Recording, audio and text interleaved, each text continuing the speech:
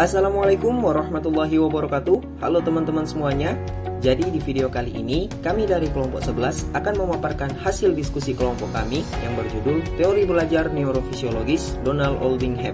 Tapi sebelum itu izinkan kami untuk memperkenalkan anggota kelompok 11 terlebih dahulu. Anggota kelompok 11 terdiri atas 3 orang, yaitu yang pertama ada Intan Sanjaya dengan NIM 200013199 nomor absen 13.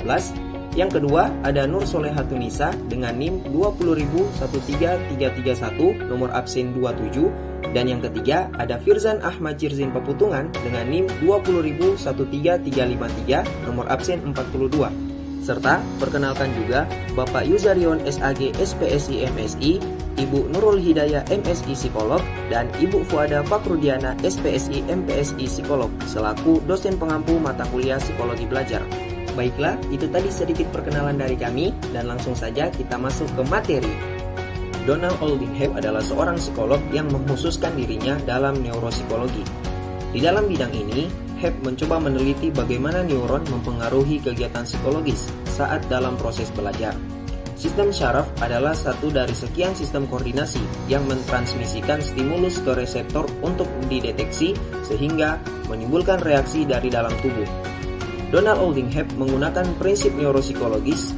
Awalnya, Hebb memulai teorinya mempelajari sel sinapsik. Apa yang dimaksud dengan sel sinapsik adalah antar sel. Hebb menunjukkan koneksi antara neuron atau sel saraf di otak. Gagasan bahwa neuron mampu membentuk jaringan yang menciptakan dan menyimpan ingatan penting untuk pembelajaran merupakan terobosan pada saat itu dan tetap sangat berpengaruh hingga saat ini. Penggabungan konsep psikologi dan ilmu saraf oleh Hebb membuatnya mendapatkan gelar Bapak Neuropsikologi. Hebb dikreditkan dengan menghubungkan konsep abstrak pikiran dengan fungsi otak fisiologi dan biologis tertentu. Neuropsikologi dipelajari oleh psikolog dan ahli syaraf hingga saat ini, yang secara konsisten mengeksplorasi hubungan antara fungsi otak dan perilaku. Pada dasarnya, teori yang diterapkan oleh Donald Oldingham masuk dalam metode yang berfokus pada kemampuan belajar peran sangat kognitif. Hal tersebut bisa dilihat pada peran yang paling nampak dari teori Donald Oldingham, yaitu rancangan mengenai pembelajaran yang menekankan kegiatan kognitif dengan memerhatikan kegunaan sel saraf dan jaringan sebagai alat fundamental. Ada 2 komponen yang menjadi prinsip dasar dari teori belajar yang disampaikan oleh Donald Oldingham, yaitu pengulangan dan hubungan. Dalam gabungan teori belajar, teknik dari Hebb pada hakikatnya termasuk dalam teknik yang mengacu pada kemampuan belajar pada fungsi kognitif yang tinggi. Menurut Hebb, belajar pada dasarnya merupakan suatu peristiwa, bukan perilaku. Hal ini nampak jelas dalam teori yang menonjol dari Hebb, yaitu konsep belajar yang menempatkan ke dalam kegiatan kognitif.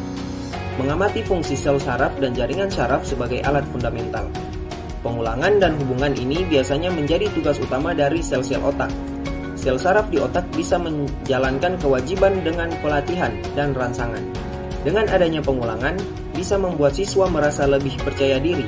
Dengan cara ini, guru Hebbian akan menciptakan lingkungan yang bervariasi, di mana, menurut Hebb, proses asosiasi tertentu dapat terjadi selama proses pembelajaran awal.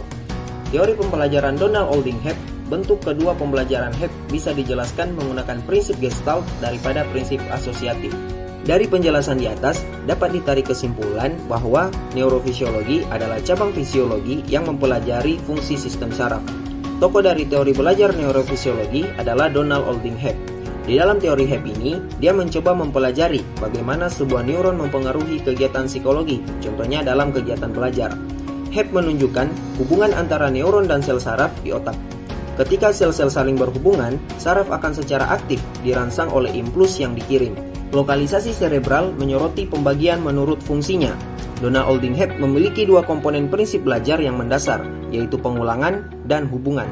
Sel-sel saraf pada otak akan menjadi perilaku utama dalam hal tersebut, karena ketika sel-sel saraf otak akan menjadi semakin baik ketika terus dilatih dan dirangsang.